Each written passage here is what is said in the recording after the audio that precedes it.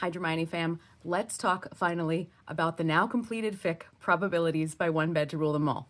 But before I get into it, I was inspired recently by someone's video that was saying, how do we find Dramione readers in the wild? That inspired me to create some Dramione apparel for myself at first. And I made this t-shirt, which I'll put a better picture of right here.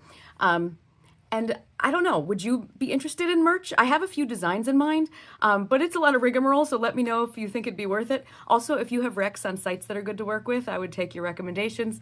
Let me know in the comments. But back to the main event. If you love a farcical, hilarious, grown-up ministry coworkers, idiots to lovers romp, this one is for you. It's under 100 pages, and it packs in not only torturous idiocy that felt for me like an insane slow burn because I had to wait 2 weeks between chapters, but it also packed in a lovely little knot pot and a Park Weasel, Ginny edition. And it's by One Bed to Rule Them All, and in her we trust. There are a lot of funny, intriguing reveals in this fic, so I will not give too much away, but the basic premise is that Hermione's love life is suffering from Golden Girl-itis. Men are intimidated by her and put her on a pedestal or want to get close to her so they can get close to Harry. And she's missing having somebody actually want to vanish her clothing and ravish her. But if she's being honest, she's having to work a little bit too hard to ignore the effect that one particular pale-haired prat is having on her. So we learn that she's apparently confessed this crush to Ginny, and they've made some sort of bet that involves Hermione having to date a bunch of men that Ginny sets her up with. And these dates are a cavalcade of boring milquetoast non-entities, which are hilarious.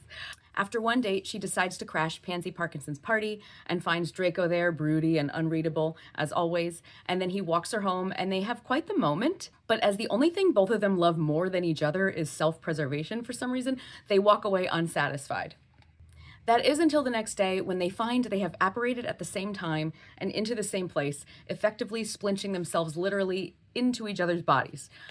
Cue the innuendos. So the St. Mungo's researchers are inappropriately delighted over this medical marvel, and the farce devolves from there with all of its glorious hilarity and idiocy.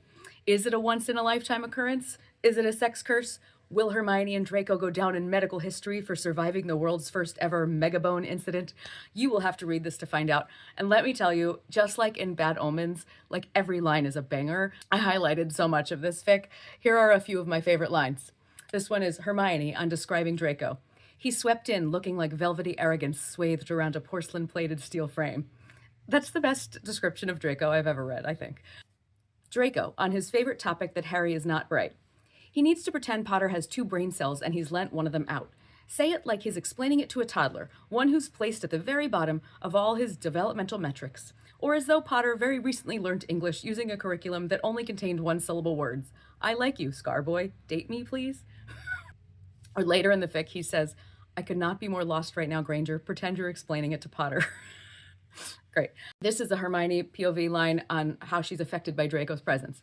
Flushed with shame and rage, Hermione quivered like cornered prey. Every nerve ending bleated a warning that he was there. No, he was here. Chest to her shoulder blade, breath filling the hairs at the top of her head. It was no wonder everyone discounted her dueling acumen. Draco could have thrown her over his shoulder, and all she could have done was softly sweat at him. I cackled so hard when I tell you. Another Hermione POV line that made me just burst out laughing. This one is on her frustration with the St. Mungo's researchers. Hermione wished for the first time that she'd gone to Muggle school and then Muggle University and then got her Muggle doctorate so that she might offer this specialist the full comprehension of all the ways in which he was an idiot. This is one of their interactions that I really loved. This is Draco. Am I wrong then? Has someone worked out how to shut off that pretty little brain of yours? She felt hot. I must strenuously object to your phrasing. The meaning, though. I am perfectly capable of having casual sex without making a thing out of it, even with men I don't like. Draco took a full step toward her on that narrow pavement and said in a voice as dark as the sky around them, You don't like me. Brilliant. Brilliant. The banter. Mwah. Pansy has some great lines in this fic, too. This is a line where she's taking delight in the whole situation of the splinching. Don't worry, Pansy said. I precisely memorized this conversation to share with Theo later. I'm considering staging it into a play on your birthday. He's caught up at work, but he says congratulations for finally getting your pointy bits into Granger's spongy ones.